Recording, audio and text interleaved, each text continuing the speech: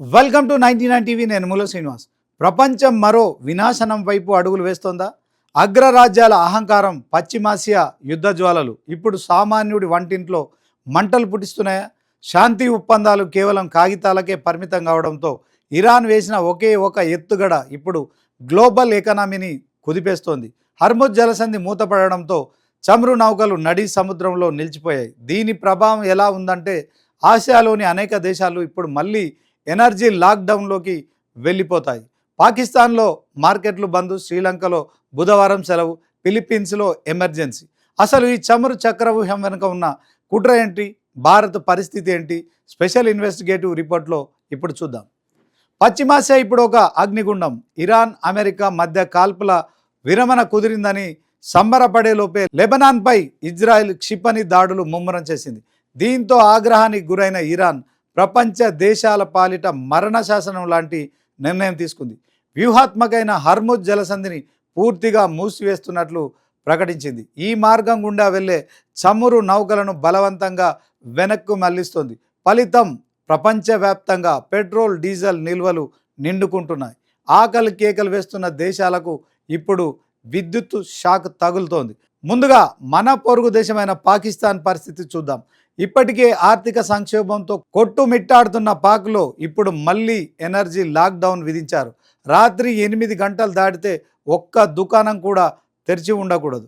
మార్కెట్లు, shopping malls అన్నీ కూడా చీకటిమయంగా మారుతున్న పరిస్థితి. ఉద్యోగులకు వర్క్ ఫ్రమ్ హోమ్, పాఠశాలలకు సెలవులు, చమురు లేదు, బొగ్గు లేదు. చివరికి ఆ దేశం చీకట్లోకి జారిపోబోతోంది. ఇదంతా పాక్ పాలకుల అసమర్థత లేక అంతర్జాతీయ రాజకీయాల పర్యవసానమా? ఇక శ్రీలంక కథ మరోలా ఉంది. ఇక్కడ ఇంధనం కోసం కిలోమీటర్ల కొద్దీ క్యూ లైన్లు కనిపిస్తాయి. ఇంధనం ఆదా చేసేందుకు ప్రభుత్వం ఒక వింత నిర్ణయం తీసుకుంది. ప్రతి బుధవారం దేశవ్యాప్తంగా సెలవు ప్రకటించింది. వాహనాల వాడకం తగ్గించండి, పెట్రోల్ను రేషన్గా తీసుకోండి అంటూ ప్రజలపై ఆంక్షలు విధించింది. విద్యుత్ కోతలు ఆ దేశాన్ని ఇప్పుడు అంధకారంలోకి నెట్టేస్తున్నాయి. ఈసెగా ఆసియా అంతటా పాకింది. ఫిలిప్పీన్స్ దేశం తన అవసరాల కోసం 98% దిగుమతులపైనే ఆధారపడుతుంది. అక్కడ గ్యాస్ నిల్వలు నిండుకోవడంతో ఎనర్జీ ఎమర్జెన్సీని ప్రకటించారు. ఇక వియత్నాంలో పెట్రోల్ ధరలు ఏకంగా 60% పెరిగాయి. అనవసర ప్రయాణాలు చేస్తే జైలుకే అన్నంత ఆంక్షలు కఠినతరం చేశారు. మయన్మార్లో అయితే ఆడ్ ఈవెన్ విధానాన్ని తీసుకొచ్చారు. అంటే ఒకరోజు ఒక నంబర్ వాహనం వస్తే మరుసటి రోజు మరో నెంబర్ వాహనం రావాలి.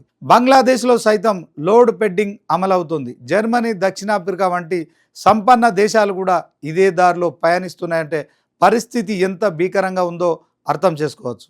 ప్రపంచవ్యాప్తంగా ఇంతటి కల్లోలం రేగుతున్న భారత్ మాత్రం ప్రస్తుతానికి చాలా ధీమాగా ఉంది. కేంద్ర ప్రభుత్వం ముందు చూపుతో చేసుకున్న వ్యూహాత్మక చమురు నిల్వలు ఇతర దేశాలతో ఉన్న సత్సంబంధాలు దేశాన్ని కాపాడుతున్నాయి. కానీ యుద్ధం కనుక ముదిరితే, హర్ముజ్ జలసంధి మూత ఎక్కువ రోజులు కొనసాగితే ఆ ప్రభావం నుంచి భారత్ కూడా తప్పించుకోలేదు. రాబోయే రోజుల్లో ప్రతి చుక్క ఇంధనం, ప్రతి యూనిట్ విద్యుత్ ఒక యుద్ధంతో సమానం కాబోతుంది.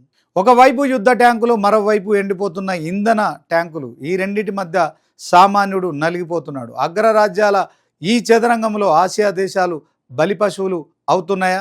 ఎనర్జీ లాక్డౌన్ అనేది కేవలం ఆరంభం మాత్రమేనా? భవిష్యత్తులో ఈ సంక్షోభం మరిన్ని దేశాలను ఆర్థికంగా కుప్పకూల్చబోతుందా? ఈ గ్లోబల్ క్రైమ్ థ్రిల్లర్లో క్లైమాక్స్ ఎప్పుడు? వేచి చూడాలి.